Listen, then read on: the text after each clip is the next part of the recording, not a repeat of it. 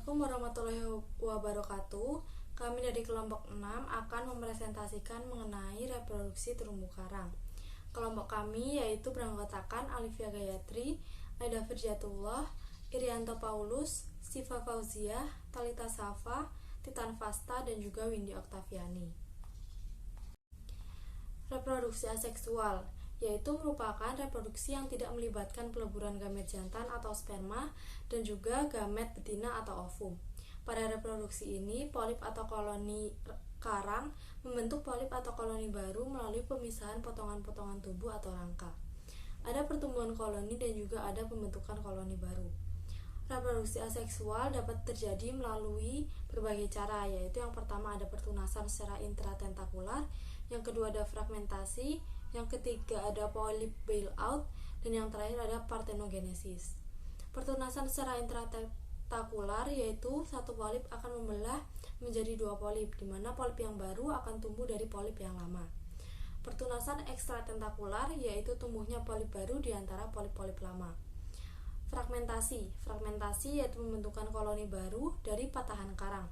Patahan koloni karang yang lepas dapat menempel di dasar perairan dan membentuk tunas serta koloni yang baru. Proses ini terutama terjadi pada karang bercabang yang mudah sekali patah namun memiliki laju pertumbuhan yang sangat cepat. Tahapan selanjutnya dari proses reproduksi aseksual terumbu karang adalah polip bailout. Polip bailout adalah pembentukan polip dan koloni dari karang mati. Pada karang yang mati, kadangkala jaringan-jaringan yang masih hidup dapat meninggalkan skeletonnya dan berbawa oleh air. Jika jaringan hidup tersebut menempel pada substrat yang sesuai, maka jaringan tersebut dapat tumbuh dan membentuk polip serta koloni baru.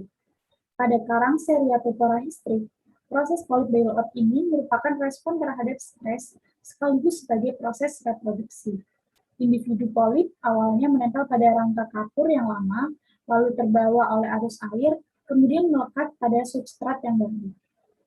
Selanjutnya adalah tahapan terakhir dari proses reproduksi aseksual dari terumbu karang, yaitu partenogenesis. Partenogenesis adalah pertumbuhan larva karang dari sel telur yang tidak terbuahi. Skema reproduksi aseksual terumbu karang.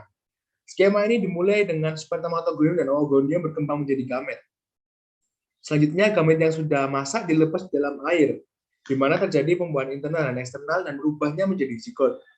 Zigot berkembang menjadi blastula, blastula berkembang menjadi grastula, dan setelah itu menjadi planula.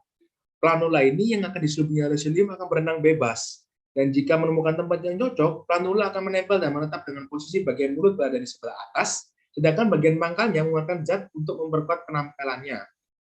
Setelah karang melekat pada substrat, maka ia akan mengalami perubahan struktur dan juga histologi.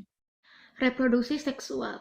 Reproduksi seksual merupakan reproduksi yang melibatkan peleburan sperma dan ovum atau fertilisasi. Karang memiliki mekanisme perkembangan secara seksual melalui dua cara, yaitu penghasil gamet dan fertilisasi. Berdasarkan individu penghasil gamet memiliki dua sifat, yaitu gonokoris. Dalam satu jenis atau spesies, telur dan sperma dihasilkan oleh individu yang berbeda. Jadi ada karang jantan dan karang betina. Contoh dijumpai pada genus Porites dan Galaxea. Hermafrodit. Apabila telur dan sperma dihasilkan dalam satu polip, karang yang hermafrodit juga kerap kali memiliki waktu kematangan seksual yang berbeda, seperti hermafrodit yang simultan, atau menghasilkan telur dan sperma pada waktu bersamaan dalam kesatuan sperma dan telur. Meski dalam satu paket, telur baru akan dibuahi 10-40 menit kemudian, yaitu setelah telur dan sperma berpisah. Contohnya jenis dari kelompok Acroporidae, Favidae. Nah, yang selanjutnya itu ada perkembangbiakan karang melalui mekanisme pertemuan telur dan sperma. Yang pertama itu bisa melalui cara brooding atau planulator.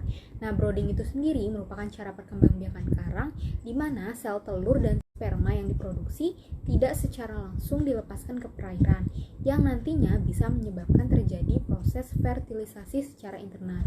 Kemudian zigot berkembang menjadi larva planula di dalam polip, lalu planula tersebut nantinya nantinya akan dilepaskan ke air. Nah, planula inilah yang mempunyai kemampuan untuk menempel di dasar perairan dan untuk melanjutkan proses pertumbuhan, seperti contohnya Stylophora damicornis dan juga Passiflora. Yang kedua itu bisa melalui cara spawning, di mana spawning ini merupakan cara perkembangbiakan karang melalui proses lepasnya telur dan sperma ke perairan, sehingga nantinya akan terjadi proses fertilisasi secara eksternal. Nah, dalam tipe ini, proses pembuahan telur itu terjadi setelah beberapa jam berada di air.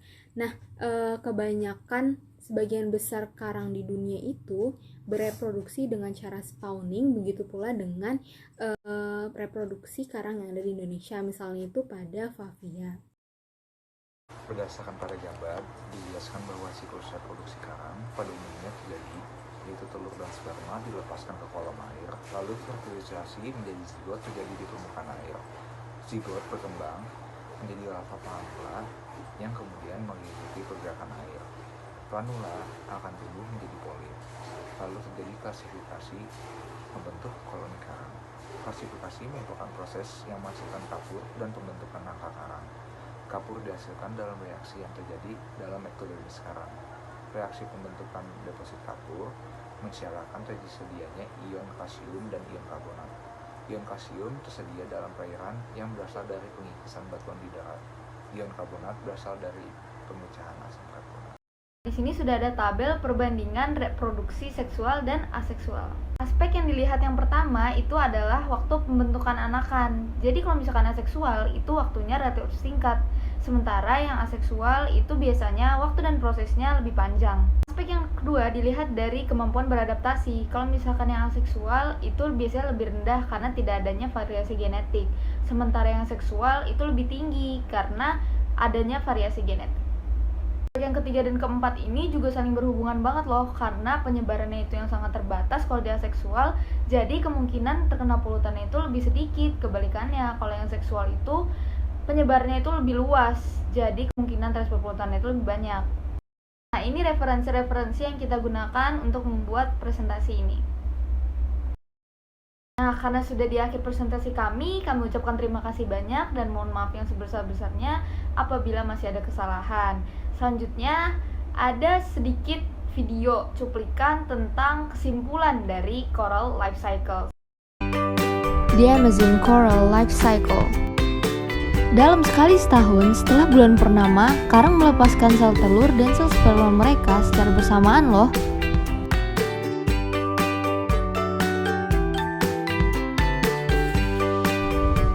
Mereka mengapung ke permukaan laut dan difertilisasi atau dibuahi. Telur-telur hasil fertilisasi tadi berubah menjadi karang-karang kecil atau yang bisa disebut baby corals. Setelah itu, baby corals mencari rumah baru di terumbu karang lainnya untuk membangun koloni karang. Nah, dari situlah dia tumbuh dan menjadi bagian dari ekosistem terumbu karang yang begitu penting untuk kehidupan laut. Dan juga sumber daya penting bagi kita semua.